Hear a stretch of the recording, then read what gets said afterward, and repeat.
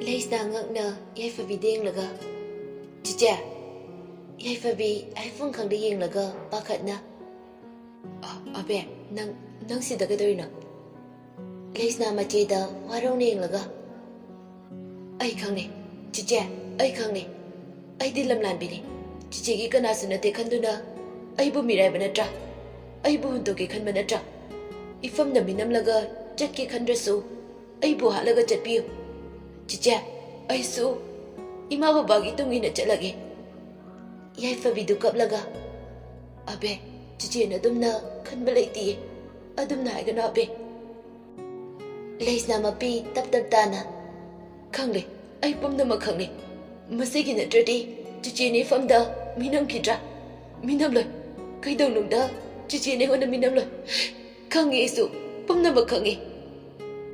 Yaifabi su kapaga. Leisna gi manakta chansillaga Leisna bu chejet konsillaga Abe adumna waroga da boirati chichi wari pumba ligani nana matmda mi ama oiraba matamda ligi khankibani adubu asumna waroga da boirabadi ai ligani Leisna su machena koliba adu tamna thadoga chicha kapkanuse asiyaraga mapite thopi chicha Lao imungda. Yaifabi ga Leisna ga punna imungda changna I. Yaifabi tapna Leisna deng laga. Abe, wari se nang khara khanglam badi. Adubu karigi kai marang ga badi nang khanglam. Leisna su machi deng laga. Khangda chiche wari dolibiyo. Yaifabi sor sang ba mohon to I aduga. Abe, miye base. Saksu khenabagi matungina wakhal sukene aina ina tawriduna jume khan mangaktane matamda ai class 3 ka bada ngari lukoina macha thoi yaifabi imungdagi chenthoraaga papa asiyai daga mapagi nakta chensilaga konsili aduga papa ai chapot kadai lukoi macha bu pamlaga pokete chapolok thoktu na piraga Asese, ado nang bungasi school chate aise kaigino. Ado bura papa, ai do ngasai na isanga magdriba. Ado mama na chaluranu na chatrini. Iye, ai di kaigino khalure. Ado nang su mihak sana zaruro. Chalo. Yaifabi su haraw, hoi hairaga chakre. Lukoi changla po bada ritana. Ai ma, may ba hale dana? Hale. Rita su lukoi gi manakta famlaga. Moiba, icha thoigi school gi fees hayeng ne. Ado kamai to sige. Lukoi du sor sano hanto aga magi pocket gi listing manga lok aga Rita da piri. Se, sidai piro. Ado hantai tawi bol ga punna dam sabado. Loisilaga bin kai ni nai. Lak taru muhana kai dong male. Misu ekoi mari muktani. Hoi. Ado moiba, aidi noigi ranbirdo kaya punaningdi. Ina khunba paisa paiba moidangnena muklagani chelisi. Lukoi no oga. Haima, masidiba. Ho kaisu tawroi. Chume, maadi khara tongan bane. Ado, maane ekta henjinja pode. Maran so udraga loiri kaino. Hoise, aisu chak thong loragi. Ado icha thoidi. Hainari ngaida yaifabi changchila aga. Ai si dalay mama. Rita nomi tawraga machabu pangkhatli. Ichawu dabada mama kiyang wai khangbra. Laose. Mama na chak thong bada lairik su patho la. Mama machadu chakhum da changkre. Koi no aisibo. Lagen kai kai ga dabane. Madu di kegya. Machin kai duno. Yaroi. Ai na madu. Nupa mana. Sir, ai na bane. Sari bol ne ade. Ranbir fesa wali. Magi ke mathau lege duda. Madu aigine khutin jingadaba nate. Nupa adana mo. Sir, sari bol gi manaupa Jason na paibane. Sari bol di kaisu maidre. Ranbir yam sitana no oga. Usitradi khangni dana maso. Aingondi yelakpa midi aina kaisu mi oina thade. Call adu thambaga amu ibol da call dawi. Ibol na. Hello. Ranbir noga. Ita, Wari sasidana call ine. Ibol sinolaga. Hoi, yay, Kimatangino. Itagi Nanupa Jesena, Huntaki Lag and Kikaga the Bindo. Lag Mangan and Lotoni, I say. Aina Haina, Lokto Ogana, Pulab Losi. Machimachi Loktopoda, no, I don't mind in it. Ibol Sir Sang Hontoga. Ha, Ita Lukoido, Hundak Magi, Incolamando Canihai. Mamana Bada, Lankhiba Pesado. Machanopi Makalebado, Adugin Colni Danahai. Adu Andradi, Lauren Hyena, Takalapa, Adu Longnabane. Paisado di Tarikun Mangada Kaivane. Adu Pesado, Mahana Pikragitone, Magisaru. Madu Kisukai the Brana, Kaledi. Ranbir Kitang Saurina. Adu the Aridita, Kaibiki Kaiba, Punakaiga Dabane. Machit, Million Tabaktori Basinasu, Yaro Dudi. Ibola de Magnoga. Ita. Adu di Kisukaide, Milo in a company. Damsu, Sabalo Dribanina, Kayanu I don't mande. Farine, Adu a tardy, Mastamasagi of Tongarsi. Akoi Mangakatane, Masida, Fangum Topoda, Long Nerni. Adu Netradi, Tari Sudri Fauba, Lobiara Herdi, Lukogi Supibiare.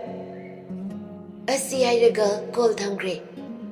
Ibol Wakal Nungaram Day, Madi Lukoibu, Yamna Kanjerami. Adu Simatakta. Lukoi Kesu, Mingondagi Pesa Mata, Lawai Bayaroi. Adumagna, Magi Sarutagi Lona Bahiduna, Jason Sinkibani. Ranbir, Masatagi Kanmamini, Bolekani Haiduna, Arun Bakabar Karasutawi, Masadagi Kanba, Mamangari Kanmami Oibe, Miga Naudi.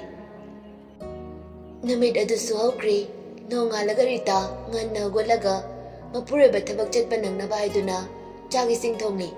Yaifabiso Golaga, Mamagi Nagdalaaga, Machintum Toga. Mama Fatabi Rita Machadi in Laganokje. Aima, Mama Nakai the Fatrage. Yaifabisari Naiduna, Machingatum Toga. Aina Marankai Hai. Aima, Ichatai, Mama di Kauriba, say, Kaya give a mamada. Esti Iraga, Matagi Nagda Famtaraga, Lingzumani Dubai. Aina ngarang mama agad pada ayaw do uhaba natra aina mikap tolok pada kanam layramde. Rita macha naga sauri nena haidoragli bawaduda nungsina machagi mamaya duda makod anitu thamlaga nokchaduna. Ye mama di kauredana lawase mama laleba. Sorry mama gi macha thoi mama laleba. Yaifabisu nokcheraga. Mama, ay sausin na ba ni? Manbra. Rita sunoga. Ay ma, sausin na iba. Mama di asing mamalure. Fari, mama chaglore. Nachin na asing toga, jango papaga. Yay fabisu ay haraga tokre. Rita chakti doga tami. Lukoy yay fabiga suchanglaga, chaga dupun na chaminari. Lukoy na. Mama, ngasidi tabakra tenglope. Jason Nasu, Taba Machasedan Ibani. Hoi Moiba, Ado, Ngana Payaradi, Ngana the Manbiro. Hoi. Chagi sing toloba matung, Lukoisu, Tabam from the Lai. Ranbir, Ibo Halamadi Jason Suleremi, Jason, Lukoibu Badarauna. Tamo, Lava. Lay, Ado som the Amujalusra.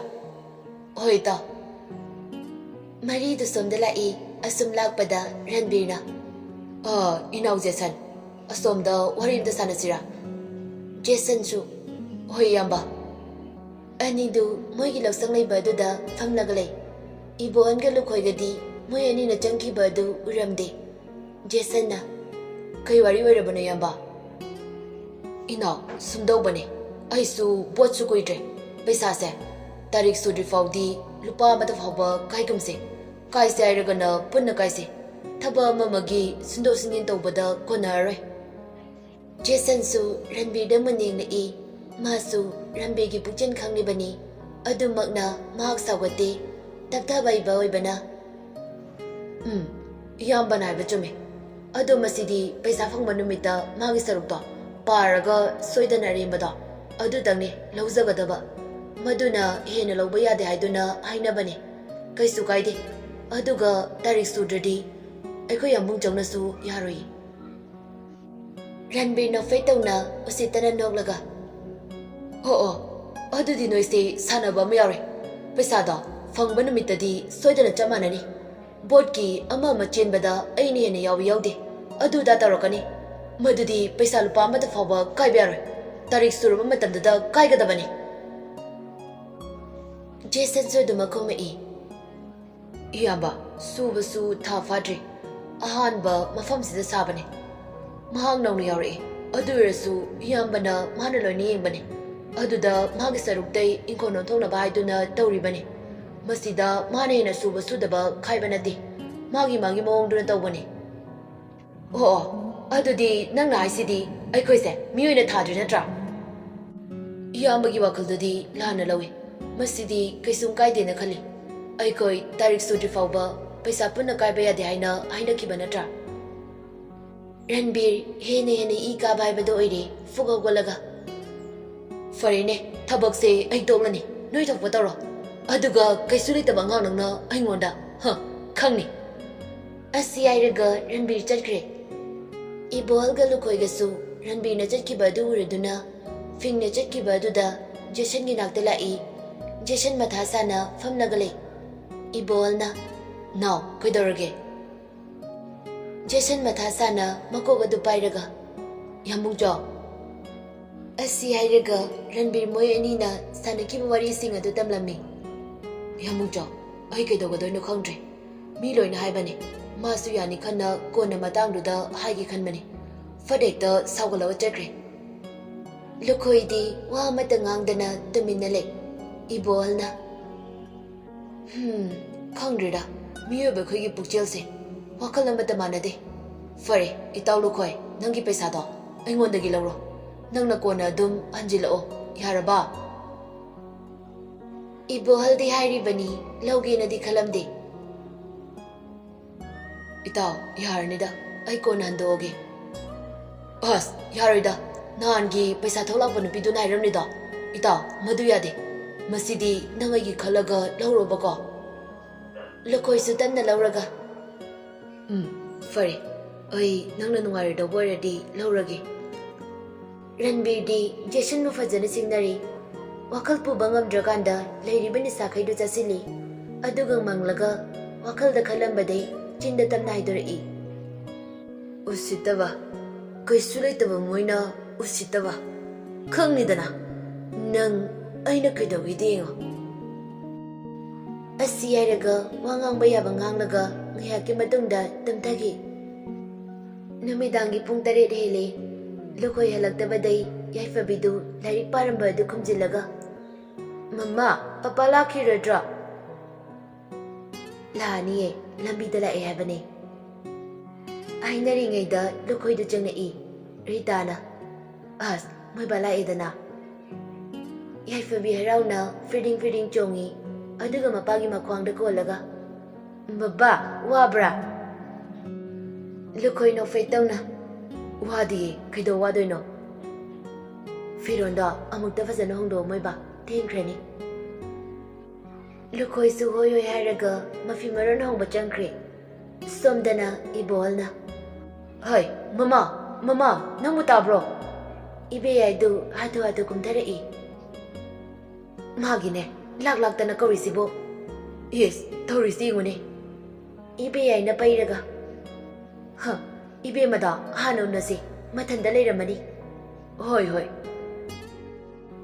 ꯇꯟꯖꯥ ꯑꯗꯨꯗ ꯖꯦꯁꯟꯁꯨ ꯊꯕꯛ ꯊꯣꯛꯂꯛꯄꯒ ꯃꯌꯥꯝꯕꯨꯡꯒ ꯃꯇꯩꯃꯒ ꯂꯩꯔꯝꯕ ꯑꯗꯨꯗ ꯀꯨꯝꯊꯔꯛꯑꯒ ꯏꯇꯩꯃ ꯆꯥ ꯂꯣꯏꯔꯕ ꯊꯦꯡꯂꯕꯁꯦ ꯆꯥꯛꯀ ꯇꯣꯛꯑꯕꯅꯤ ꯑꯁ ꯉꯔꯥꯡ ꯊꯦꯡꯗꯣꯛꯈ꯭ꯔꯦ ꯍꯜꯂꯛꯄ ꯑꯗꯨꯏ ꯌꯥꯍꯧꯁꯨ ꯌꯥꯗ꯭ꯔꯦ ꯐꯔꯦ ꯆꯥꯛꯇꯣ ꯊꯤꯔꯝꯃꯕꯅꯤ ꯆꯥꯎꯔꯣ ꯖꯦꯁꯟꯁꯨ ꯆꯥꯛ ꯆꯥꯕ ꯆꯪꯈ꯭ꯔꯦ 이베야ꯒ 이보ꯟꯒꯁꯨ ꯊꯕꯛ ꯃꯐꯝꯗ ꯂꯥꯛꯏ ꯁꯣꯝꯗꯅ ꯔꯟꯕꯤꯔꯗꯤ ꯐꯠꯇ ꯋꯥꯈꯜ ꯀꯌꯥ ꯑꯃ ꯈꯟꯗꯨꯅ ꯖꯦꯁꯟꯕꯨ ꯃꯥꯡꯍꯟꯅꯕ ꯄ꯭ꯂꯥꯟ ꯁꯤꯟꯈ꯭ꯔꯦ ꯑꯉꯥꯡ ꯃꯥꯅ ꯎꯁꯤꯠꯇꯕ ꯁꯥꯗꯅ ꯈꯪꯅꯤꯗꯅ ꯅꯪ ꯖꯦꯁꯟꯁꯨ ꯆꯥꯛ ꯇꯣꯛꯂꯗꯨꯅ ꯕꯦꯡꯗꯒꯤ ꯄꯩꯁꯥ ꯈꯔ ꯂꯧꯊꯣꯛꯎꯔꯒ ꯂꯥꯛꯏ ꯅꯨꯃꯤꯗꯥꯡꯒꯤ ꯄꯨꯡ 8 ꯍꯦꯜꯂꯛꯄ ꯑꯗꯨꯋꯥꯏꯅꯤ ꯂꯨꯈꯣꯏꯗꯨ ꯑꯁꯨꯝ ꯂꯥꯛꯄꯗ ꯒꯥꯔꯤ ꯑꯃ ꯈꯥꯝꯂꯒ mi ahum mariduna tawriba adu asum naksilakpada ranbirubada mamit lauthoaga lukhoidu asong mara amada changduna